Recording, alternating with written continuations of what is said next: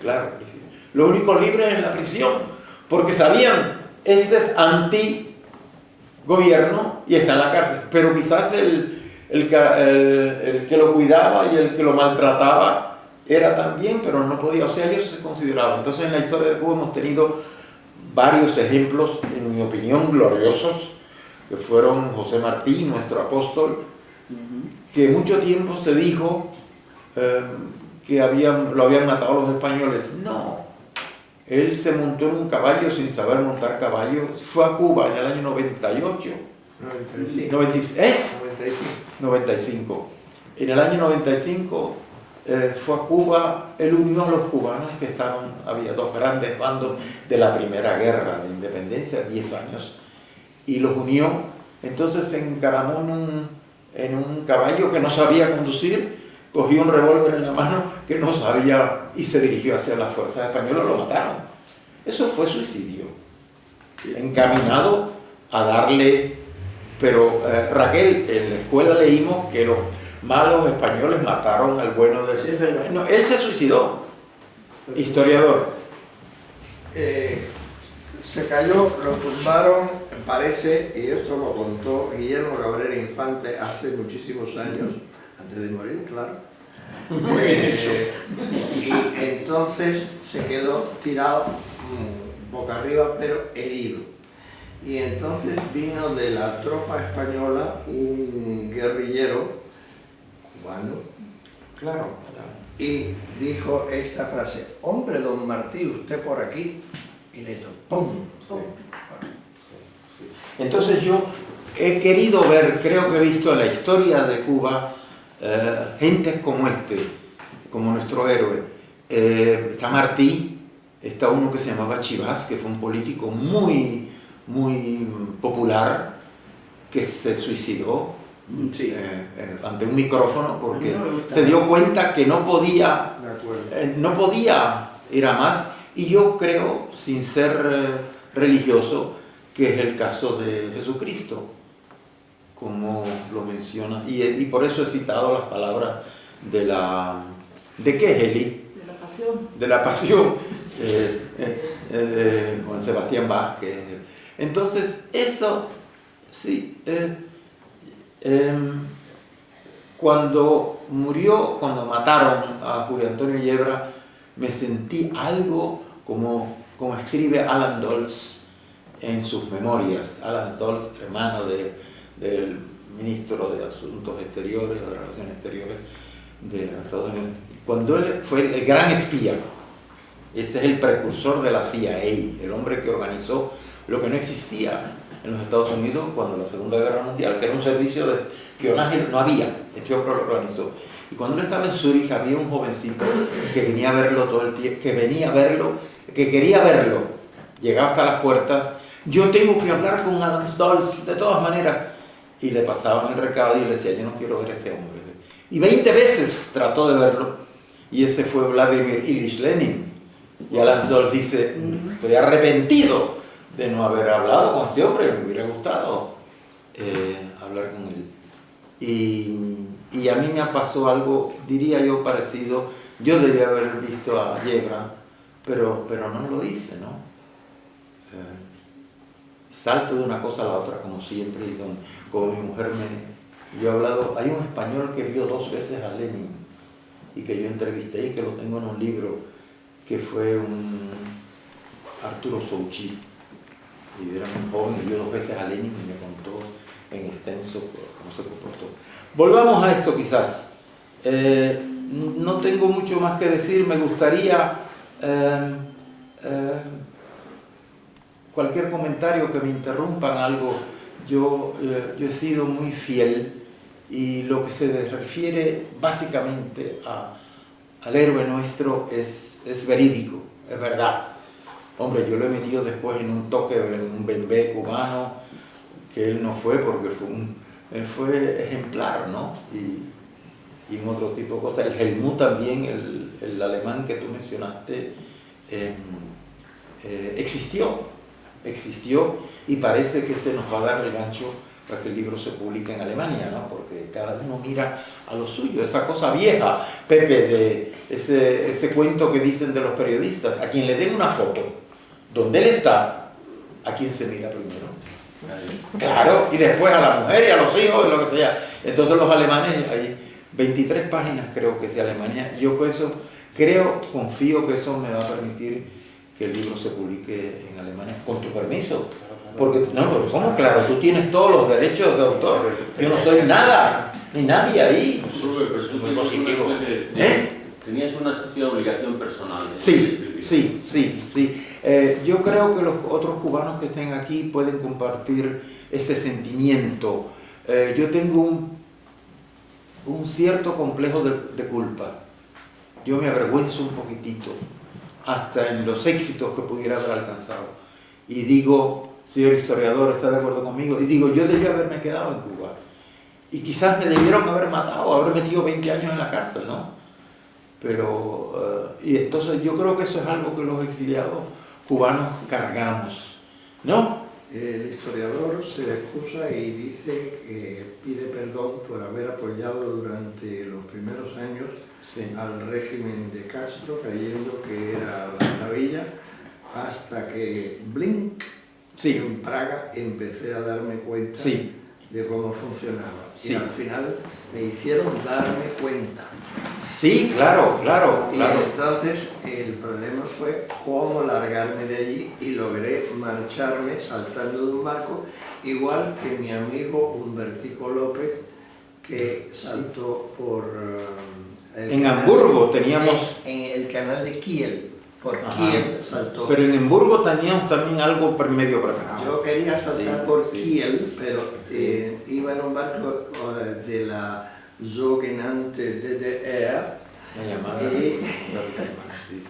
y entonces se paró en Rotterdam y ahí hicimos así, Sí. Cada uno tiene su historia. ¿Cuándo tú estás en Alemania? Terrible. Hace 1000 años. Yo fui primero en época de Batista, 3 años y medio. Y eso en definitiva hizo más fácil mi segunda ida. ¿En qué lugar de Alemania estabas? Colonia. Yo estudié y me gradué en Colonia. Pero después vivimos... ¿Te graduaste de Ciencias económicas y sociales. Ah, ya. Sí. Porque en Cuba estudiaste Derecho. Seguro, pero no había ciencias económicas, por eso también... es que, Raquel, yo creía que me las sabía todas. Y un poco más.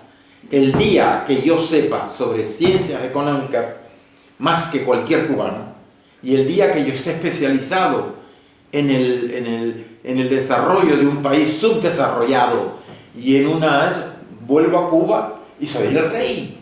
Claro. ¿Entiendes? Yo aprendí algo que ningún cubano sabía. Y claro, entonces me dijeron, agárrate de la brocha que voy a quitar la escalera, ¿no? Y claro, ¿y qué te iba a decir Raquel? Y se me olvidó. Bueno, no, que primero fuiste a Alemania, a Colonia, y luego ya volviste. Volviste y de entonces, claro. Y por suerte, ese tiempo que estuve en Colonia, 3 años y medio creo que fueron, me armaron para el segundo, voy a decir ahora, por el exilio, porque eso sabía alemán. Claro. Entonces volvía al exilio a Holanda porque eran los que me daban una beca y de ahí salté a Alemania y me era más fácil. Si yo no hubiera escapado antes, debo decir que la embajada de los Países Bajos, de Holanda, en Cuba, fue muy inteligente respecto a los disidentes, a los que no pensaran. Mientras que la embajada alemana estaban muertos de miedo.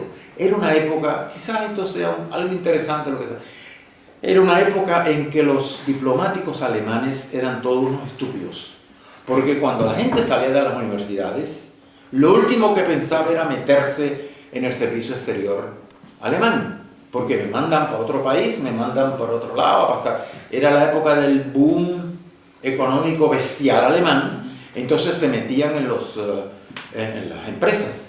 Y yo conocí, lamentablemente, mucho diplomático alemán en esa época, para decirlo en cubano, analfabustio. Y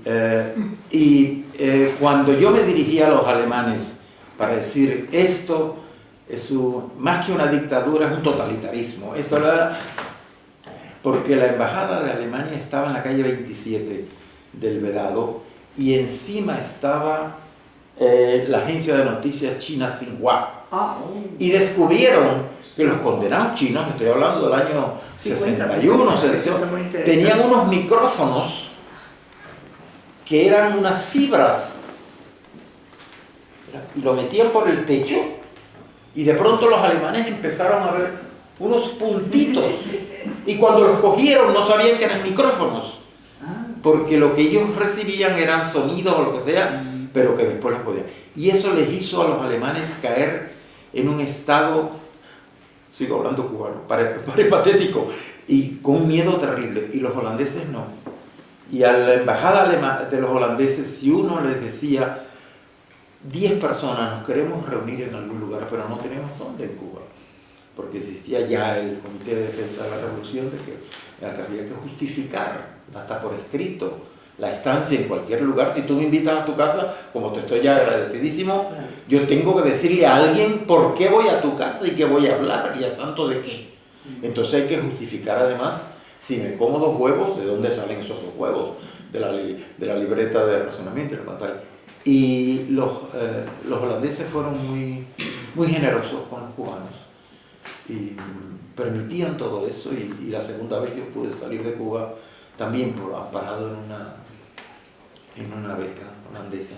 Y no sé, si hay preguntas me alegro. Al hilo de esto, yo el viaje que estuve en Cuba discutía conocimos era un ingeniero cubano muy fiel al régimen, pero que prefería estar con nosotros haciendo un poco de turista que lo que ganaba de ingeniero. O sea, claro. Con nosotros prácticamente era la comida y un pequeño detalle que tuvimos al final. O sea, y discutíamos de política con él y yo le decía que los comités de defensa de la revolución me recordaban muchísimo a las patrullas de autodefensa civil de Guatemala y son muy parecidos a las, no sé cómo se llaman, las de Venezuela ahora, que Chávez también hizo unas.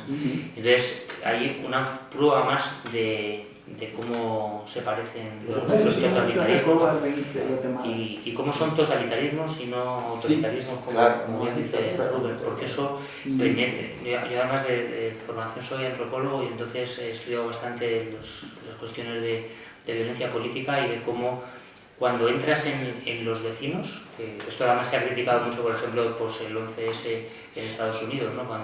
O Leire Pajín aquí en España también trataba de que nos acusáramos unos vecinos a otros para temas de Hacienda. Esto, pues cuando un gobierno consigue que los vecinos espíen unos a otros, rompe totalmente el tejido social y ahí es donde entra el totalitarismo con un poder feroz. Si me permite, Gonzalo, eso de Hacienda, por ejemplo, hay un país que es Suecia, en la que todo sueco sabe lo que todo sueco gana.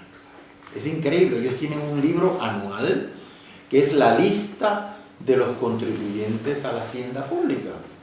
Entonces, pero no es delación, es si el país es de todos sabemos, entonces dicen los suecos... Transparencia. Es transparencia. Sí, claro. Ellos los suecos dicen que es el país más leído, el libro más leído al año en Suecia, porque uno lo compra enseguida y yo estoy sentado, ¿cuánto gana Gonzalo? Y ahí está todo, perfectamente. Y entonces hay ese sentido social. Yo no me... En España se quitó, no sé si recordarán, que antes en las listas electorales venía el grado de estudio de cada uno. Es un dato que no aporta nada en absoluto y sin embargo los vecinos se cotillaban ese dato. Bueno, los estudiantes sí aportan, porque si nosotros que hemos salido de Cuba y nos hemos rehecho en el extranjero no tuviéramos nada aquí, de estudio no hubiéramos podido, estaríamos pidiendo limosna. En el proceso electoral,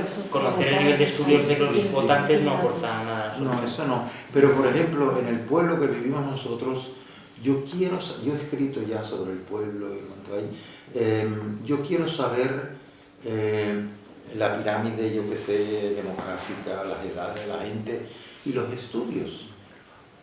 Y no me los facilitan. Es una pena. Yo quería mencionar algo que creo que es sumamente